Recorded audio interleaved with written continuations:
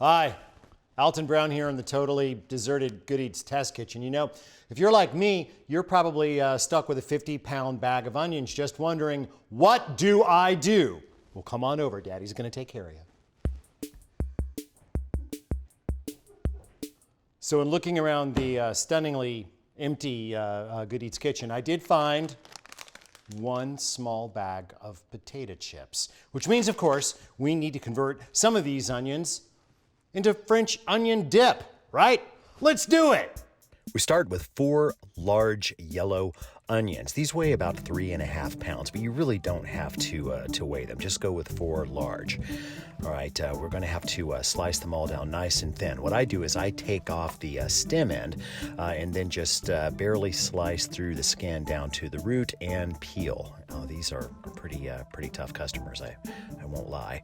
Now, we're going to need one big pot, and I'm going to use a ceramic slicer. It's also referred to as a mandolin, with a 3mm blade, and I'm just going to slice these. Now, the 3mm is not super important, just as long as they're thinly cut. You're upset because I'm not using a handguard. Well, guess what? This is essentially functioning as a handguard, but still, be careful, won't you? All right, I think we can just kind of fast forward through all of this cutting and a little more cutting. There we go, that's enough of that. Now I'm gonna break these up a little bit with hands or tongs, whatever. And then we're gonna add some other ingredients. And the curious one is 1/4 teaspoon plus a pinch of baking soda. Yes, regular old baking soda. Why would I be adding baking soda to something that I'm not baking? Because it is a base, or it's alkaline. And by raising the pH of the onions, we will actually enhance their browning, okay? Because the higher the pH, the more the Maillard reactions we get during the browning procedure. In the end, it's gonna speed things up, trust me. Also adding a tablespoon of kosher salt for flavor and to pull moisture out of the onions, which will, of course, help them to cook down. And to the same end, I'm adding a tablespoon of dark brown sugar. Really should have packed that. There we go. You don't have to be exact here. Stir to combine. We want to get as much salt and sugar on the onions as possible, again, to pull out juices, which will help the cooking process. So I'm going to cover this and rest for 10 minutes. Next, the pot goes over high heat and you add 1/4 cup of olive oil. Now you can see the onions have already started to break down considerably just from the salt and sugar.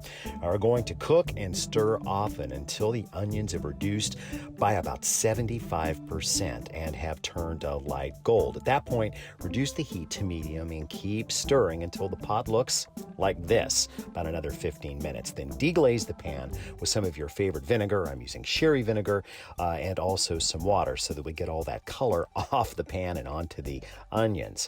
I typically reduce the heat even more towards the end until the onions are well down below about a pint in volume. Okay, we don't want to burn them. Deglaze a little more and stir a little bit more, a few more minutes until you've got dark golden brown onions. I'm gonna give a taste.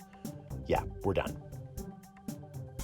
In the end, all those onions are gonna cook down to about 1.5 cups, depending on their moisture content. Now for the dip, we're only gonna use 1/2 cup, which I'm just gonna scoop out. There we go. Then to that, we'll add 1.5 cups of sour cream. Do not use the low fat, use the full fat. There's no time to mess around with low fat sour cream. And like most dips that we concoct around here, Scabigail, come here. Come. 3/4 cup of mayonnaise. I like Duke's, and I can say that because this is YouTube, not Food Network. I like Duke's mayonnaise, made in North Carolina. Has a little bit of apple cider vinegar. So there we go. And then some seasonings. If I can find I'm gonna go with 1/4 teaspoon of garlic powder. Don't use more because the stuff gets overwhelming really quick. And the longer this sits, the stronger it will get. So don't go with more than 1/4 teaspoon. And also, somebody will pick that up later.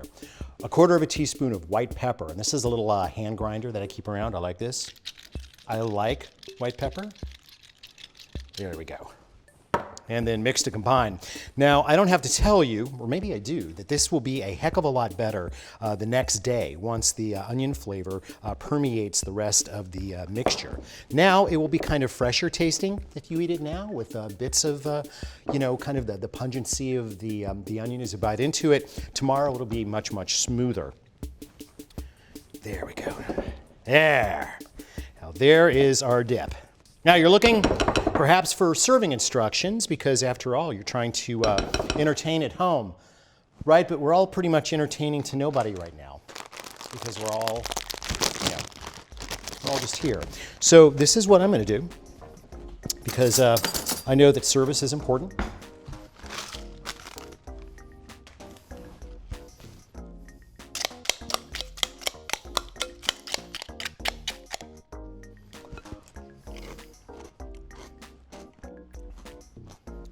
You hunker down your way, I'll hunker down mine.